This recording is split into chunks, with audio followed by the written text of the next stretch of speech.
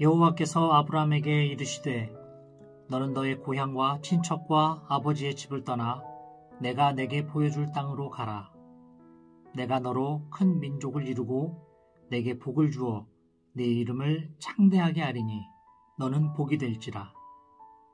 너를 축복하는 자에게는 내가 복을 내리고 너를 저주하는 자에게는 내가 저주하리니 땅의 모든 족속이 너로 말미암아 복을 얻을 것이라 하신지라. 이에 아브라함이 여호와의 말씀을 따라갔고 롯도 그와 함께 갔으며 아브라함이 하란을 떠날 때에 75세였더라. 아브라함이 그의 아내 사레와 조카 롯과 하란에서 모은 모든 소유와 얻은 사람들을 이끌고 가나안 땅으로 가려고 떠나서 마침내 가나안 땅에 들어갔더라. 아브라함이 그 땅을 지나 세겜 땅 모래 상수리 나무에 이르니 그때에 가나안 사람이 그 땅에 거주하였더라. 여호와께서 아브라함에게 나타나 이르시되 내가 이 땅을 네 자손에게 주리라 하신지라. 자기에게 나타나신 여호와께 그가 그곳에서 제단을 쌓고 거기서 베델 동쪽 산으로 옮겨 장막을 치니 서쪽은 베델이요 동쪽은 아이라. 그가 그곳에서 여호와께 제단을 쌓고 여호와의 이름을 부르더니 점점 남방으로 옮겨갔더라. 만일 너희 믿음의 재물과 섬김 위에 내가 나를 전제로 드릴지라도 나는 기뻐하고 너희 무리와 함께 기뻐하리니. 아멘. 아브라함은 신앙의 위인이었습니다. 만대에 그 감화와 본을 끼칠 수 있는 믿음의 조상이요 신앙의 영웅이었다 함을 솔직히 인정해야 하겠습니다. 그렇게 인정하고 보면 아브라함의 어떤 점이 아름다운 신앙이었는가 하는 구체적인 질문을 하게 됩니다. 히브리서 기자는 아브라함의 신앙을 높이는 기사에 믿음으로 아브라함은 부름을 받았을 때에 순종하여 장래 기업으로 받을 땅에 나아갈새 갈 바를 알지 못하고 나갔다라고 말하고 있습니다. 이것은 하나님 말씀만 믿고 의지하고 따르는 신앙적 모험을 할 수 있었던 것이 장하다고 하는 높임입니다. 우리는 다시 생각하여 어찌 그가 이러한 신앙적 모험을 할 수 있었고 모험적 신앙을 할 수 있었는가를 생각할 때 저는 오늘 우리가 읽은 본문 7절 그가 자기에게 나타나신 여호와를 위하여 그곳에 단을 쌓고 한 말씀에 있다고 봅니다. 거기 제단을 쌓고 이는 아브라함의 신앙이 가진 구체적인 그의 내면 생활을 보여주는 것입니다. 그가 하나님의 명에 의하여 떠나게 된 용기, 자기 조카 롯에게 좋은 땅과 많은 재물을 양보한 그 사심없는 생각이라든지 늙어 100살이 되었어도 아들을 낳으리라 한 약속을 기다린 그의 신뢰심이나 그의 사랑하는 독생자를 모리아 산상에 제물로 바치던 그 희생정신의 배후에는 이러한 굉장한 감화력을 말하는 사건 하나하나의 배후에는 거기 제단을 쌓고라는 이 원시적인 신앙 태도가 그 모든 신앙의 사건과 행동들을 만들었다고 생각하겠습니다. 오늘 이 시간 아브라함이 가졌던 신앙의 비결, 거기 제단을 쌓고라는 구절에서 우리 자신의 신앙생활을 검토해보고 싶습니다. 거기 제단을 쌓고라는 말은 거기란 말과 제단을 쌓는다 이 두 마디의 말이 의의를 가지고 있다고 생각합니다. 먼저 거기란 말은 물론 아브라함이 제단을 쌓게 된 그 장소를 가리키는 것입니다. 또한 그 단을 쌓게 된 그때의 환경을 말해줍니다. 아브라함이 처음으로 단을 쌓은 그곳은 우리 본문이 가나안 땅이었다.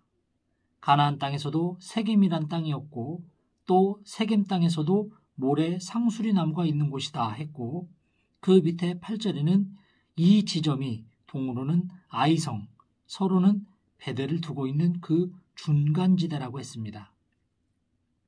아브라함이 제단을 쌓게 된 그곳은 오늘 우리가 교회당을 지을 때 반드시 고려해야 하는 바와 같이 그 지대를 생각한다거나 그 주위 환경을 생각하거나 그 향방이나 교통관계를 생각한 것은 아니었습니다.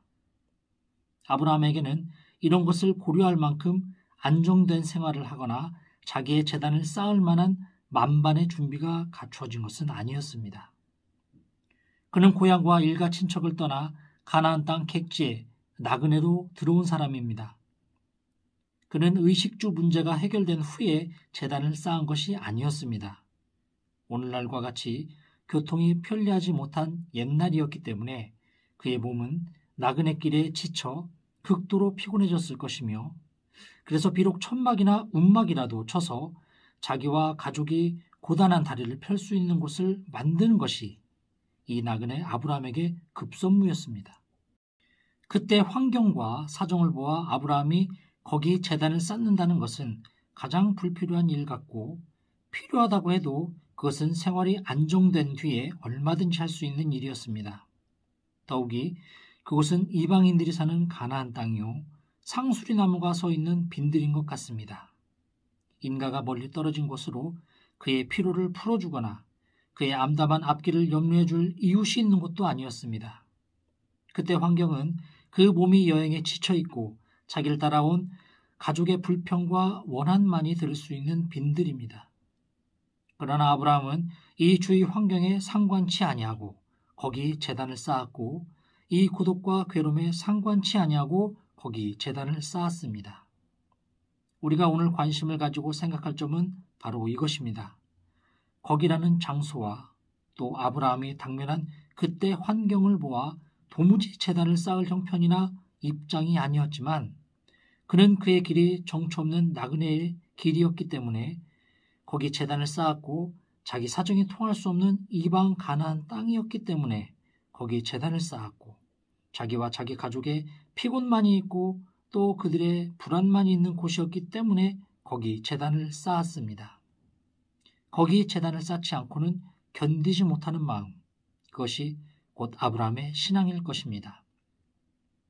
우리는 미국 기독교를 오늘날처럼 왕성케 하고 미국이란 나라의 국가정신과 그 문화의 방향을 바로 제시해준 청교도들이 아메리카 대륙으로 건너오자마자 제일 먼저 힘과 정성을 모아 한 일은 인가가 없고 짐승과 토인들의 위험만이 있는 자기들의 여장도 마음대로 풀 수 없었던 거기에다가 제단을 쌓았고 먼 항해길과 먹지도 자지도 못한 그 나그네의 길에서 건강을 잃어버린 동지들의 시체가 묻히는 거기에 제단을 쌓았던 것입니다.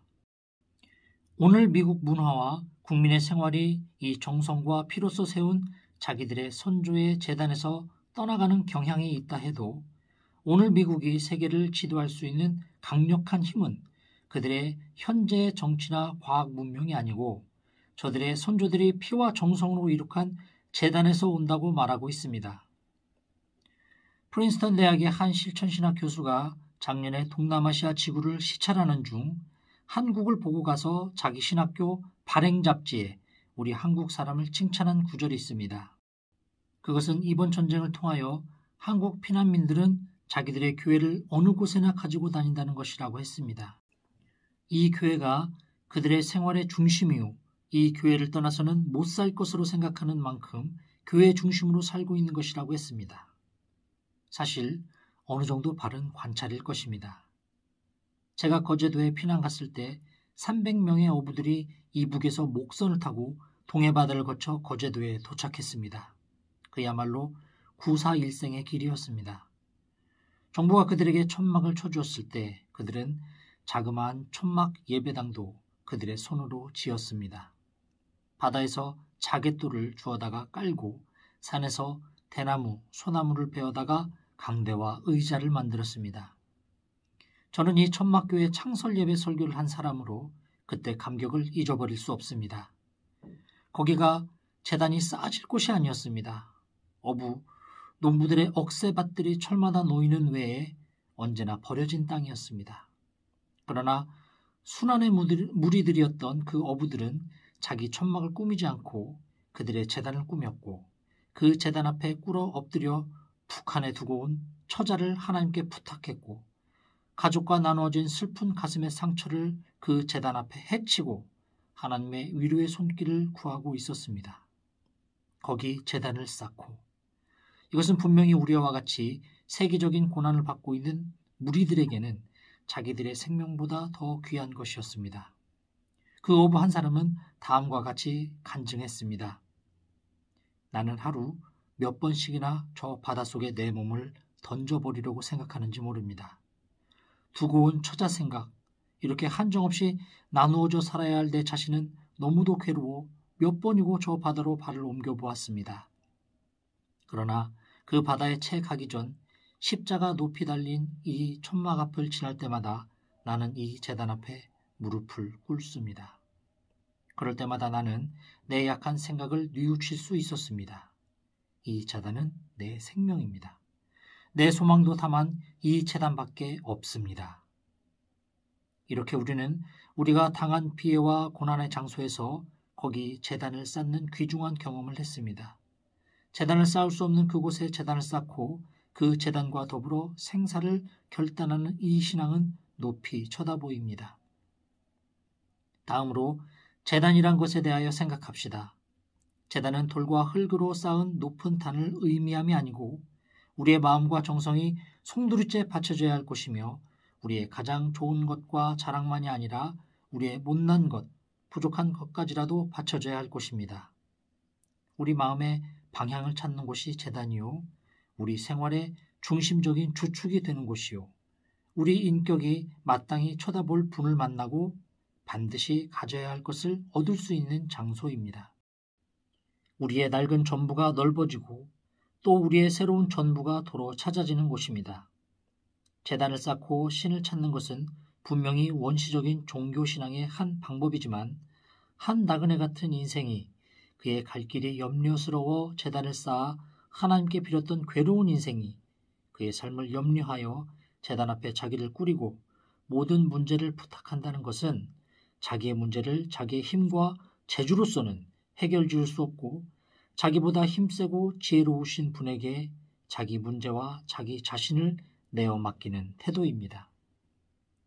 아브라함이 정처 없는 길을 걸어 가나안 땅까지 와서 모래 상수리나무 아래 제단을 쌓았다는 것은 자기의 불안한 앞길을 자기 스스로 개척해 보리라는 용기가 아니라 자기의 암담한 앞길을 자기 힘으로 개척해 나갈 수 없다는 실망인 동시에 이 실망을 계기로 하여 하나님으로 말미암아 새로운 사실을 기다리는 소망을 보여주는 것입니다. 소위 사랑의 불가능에서부터 하나님의 가능은 시작된다는 것이 이 제단에서 생겨질 기적인 것입니다. 야곱의 경우에서 보아도 그가 야복 강변에 쌓은 제단은 그의 불안한 앞길을 능히 개척할 수 있는 힘이 되었던 것입니다. 모세가 이스라엘 백성을 인도하여 가나안으로 향하고 있었을 때 아말렉 사람들과 싸우지 않을 수 없었습니다. 이스라엘 백성들은 모세가 팔을 들면 이기고 팔을 내리면 패하는 이 신비한 싸움을 잘 싸워 이겼습니다.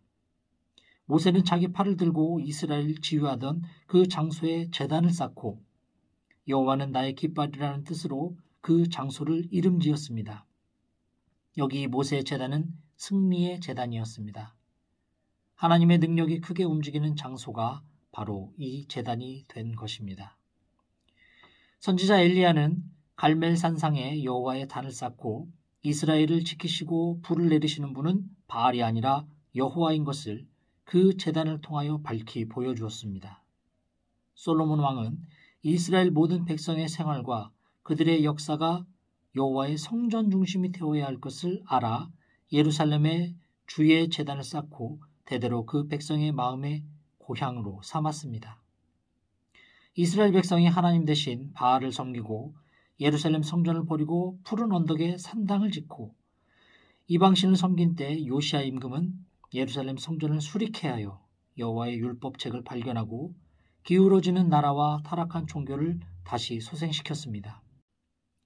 이렇게 이스라엘 역사를 들추어 보면 그들의 생활이 언제나 제단 중심하에 복과 화를 받았습니다. 선한 임금 히스기야는 이방 신당을 회파하고 여호와의 제단을 회복시켰지만 그의 아들 므낫세는 그 부친이 헐어버린 산당을 다시 세우며 이스라엘로 하여금 범죄케 했던 것입니다. 이스라엘의 역사가는 여호와의 제단을 헐어버린 므낫세가 얼마나 악을 행했느냐 함을 열왕기하 21장 6절에 다음과 같이 기록했습니다. 므낫세가 여호와 보시기에 악을 행하여 유다로 범죄하게 한 그 외에 또 무죄한 자의 피를 심히 많이 흘려 예루살렘 이쪽 가에서 저쪽 가에까지 가득하게 하였더라. 그 마음에 여호와의 제단을 흩어버린 므낫세는 여호와 대신 온갖 이방신을 모시고 그 신과 더불어 악을 행했던 것입니다.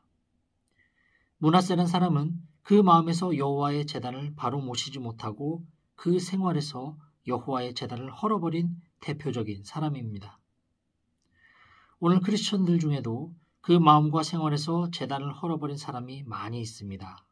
비록 그가 목사, 장로, 신학생, 집사, 권찰, 기타 여러 가지 교회 직분을 가진 사람이라고 해도 그 마음의 제단이 허물어지고 그 제단의 불을 꺼버린 사람이 얼마든지 있습니다. 그 인격 중심에 있는 지성소에 거룩함과 사랑과 공의가 항상 촛불처럼 밝혀져야 할 것이지만 그의 얼굴은 어둡고 그 생활은 암담합니다. 비록 교회당에 찾아오고 신자라 불리는 것과 교회 출석을 하고 있다는 것을 말해도 그 마음의 제단과 그 생활의 지성소는 허물어지고 말았습니다. 이스라엘 시인 중 한 사람은 시편 84편 5절에 그 마음에 시온의 대로가 있는 사람은 복이 있다고 했습니다.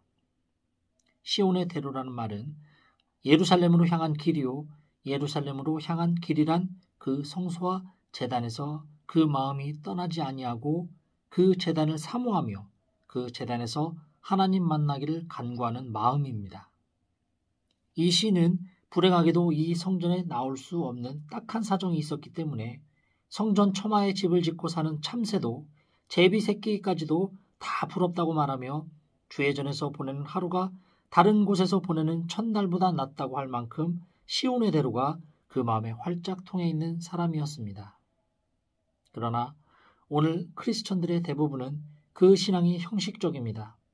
아브라함과 같이 불안한 나그네의 인생길을 걷고 있으면서 어디로 가야 할지, 무엇을 해야 할지 알지 못하는 불안과 공포 속에서 살면서도 자기의 제단을 쌓고 그 앞에 꿇어 엎드려 여호와 하나님의 지시를 받으려고 하지 아니합니다. 분명히 그들은 모세가 아말렉 군사와 싸우듯이 가진 모양으로 육체와 마음이 투정하고 있으면서도 여호와는 나의 깃발이라는 제단을 쌓지 못하고 있습니다. 오히려 므낫세와 같이 우리 마음속에 일찍 자리 잡고 평화와 기쁨, 만족과 힘을 누리게 하던 여호와의 성소와 제단을 회파하고 하나님 없는 생활을 하고 있습니다. 그의 중심에는 하나님 예수 그리스도 성신을 몰아내고 세상 명예, 물질, 권세, 영화, 출세, 부귀, 안락 등의 우상들을 가득히 모시고 있습니다. 분명히 오늘 크리스천들은 그리스도 외에 딴 것에 그 마음과 정성과 시간과 노력을 아까워하지 않고 있습니다. 여러분과 나에게서 그리스도가 멸시를 받고 있지 아니합니까? 그리스도는 십자가 제단에 자기를 송두리째 희생하여 주셨는데 여러분과 나는 이 십자가를 교회의 한 장식물로만 알고 그 제단 위에 나를 드리기를 꺼리고 있습니다. 세겜 땅에 제단을 쌓던 아브라함은 모리아 산상에 자기의 사랑하는 독자를 제단에 바칠 수 있었습니다. 번제, 소제, 수은제, 화목제 이 모든 제사가 다만 성전 안에서 거행하는 하나의 행사로 되어버렸을 때 예언자 아모스, 이사야, 미가, 예레미야는 모두 공격하고 있습니다. 너희 성화를 기뻐하지 아니하나니 너희가 내게 번제나 소제를 드릴지라도 내가 기뻐하지 아니하며 살찐 희생의 화목제를 드릴지라도 내가 돌아보지 아니하리라. 여호와께서 천천의 수양이나 만만의 강수 같은 기름을 기뻐하실 줄 아느냐? 이렇게 반문하고 있습니다. 또한 너희의 무수한 재물이 내게 무엇이 유익하냐? 헛된 재물을 다시 가져오지 말라. 너희의 편손을 보지 아니하고 너희 기도에 귀를 막고 말리라.